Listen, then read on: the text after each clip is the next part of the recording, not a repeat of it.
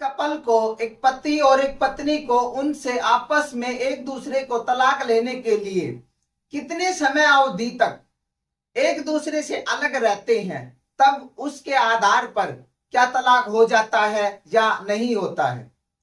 पति के द्वारा सेक्शन 9 का केस करने पर पत्नी को क्या करना चाहिए, पत्नी की किन गलतियों के कारण पति उस पर सेक्शन 9 का केस करता है और किन गलतियों के कारण एक पति पत्नी का घर खराब हो जाता है। आज हम इन सब बातों पर इस वीडियो में चर्चा करेंगे, तो आप वीडियो में बने रहें। नमस्कार दोस्तों, मैं एडवोकेट यतेंद्र आपका स्वागत करता हूं। जैसा कि आप जानते हैं, आपको इस यूट्यूब चैनल पर लीगल अवेयरनेस की जानकारी मिलती है और आपको लगातार कानून के प्रति जागृत किया जाता है। तो दोस्तों, सबसे पहले हम ये बात करते हैं कि अगर पति ने आप पर सेक्शन 9 का केस कर दिया है तो उसकी रिप्लाई में आपको क्या करना चाहिए। उसका सिंपल सा रिप्लाई यही है, वो सिर्फ अगर पति ने आप पर सेक्शन 9 का केस किया है तो वो सिर्फ इतना चाहता है कि आप अपने मायके में या जहां पर भी आप रह रही हो, वो सिर्फ आपको कोर्ट के जरिए अपने घर पर बुलाना चाहता है।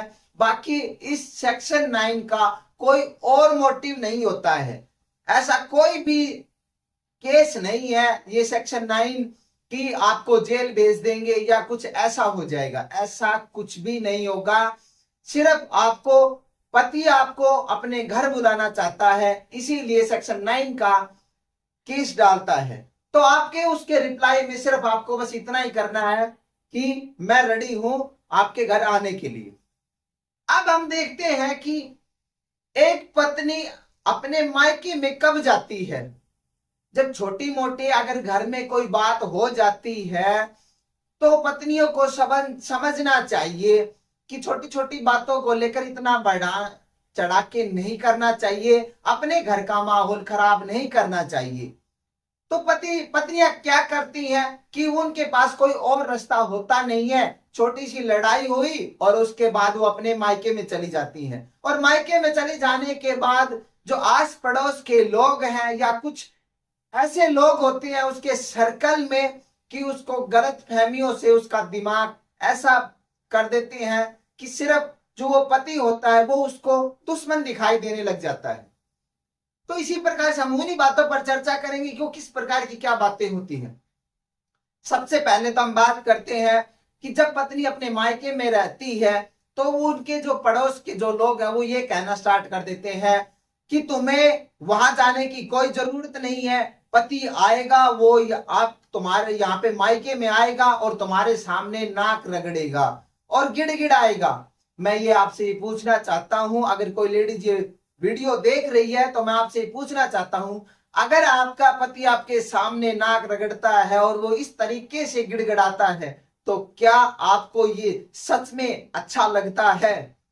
आप कमेंट करके इस बात का जरूर मुझे रिप्लाई दें। दूसरी बात हम ये करते हैं कि कुछ लोग उस पर ऐसे इस तरीके से नजर डालते हैं कि उनकी बातों में उस जो वो पत्नी मायके बैठी हुई है वो उसके पति के खिलाफ भड़काने लग जाते हैं, और उन जो पत्नी अपना दुख बताती है और वो जो कुछ लोग होते हैं जो उनके सर्कल में आ जाते हैं और वो उनके बारे में उनका दुख सुनते हैं और उनकी हाँ में हाँ मिलाते हैं, और उस पत्नी को ये लगने लग जाता कि हाँ यही वो इंसान है जिसको मेरी केयर है, और वो उनका गलत प्रयोग करने लग जाते हैं। और उनकी फिर बाद में हम ये चीज आप भी देखते हो और सुनते भी हो, हम तो डेली यही चीजें सुनते हैं कि उस पत्नी का किसी ने ब्लैकमेल कर रहा है, कोई उसकी वीडियो वायरल कर रहा है, कोई फोटो वायरल कर रहा है। ये इस प्रकार के जो मुकदमे होते हैं वो इन्हीं चीजों से निकल के ही तभी आते हैं।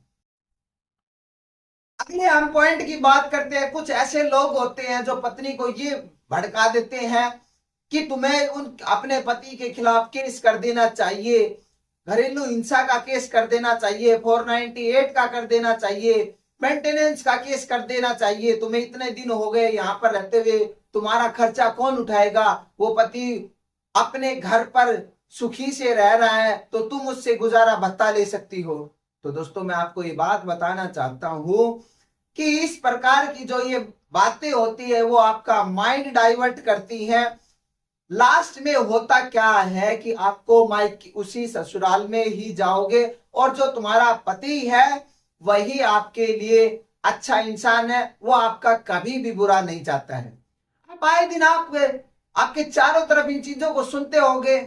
और थोड़े दिन पहले की ही बात है, कुछ सप्ताह ही बीते हैं, जो यूपी का जो केस था कि उस महिला ने अपने पति का टुकड़े टुकड़े करके ना और ड्रम में डाल दिए थे और ऊपर से उसमें सीमेंट डाल दी अपने बॉयफ्रेंड के साथ मिलके ना।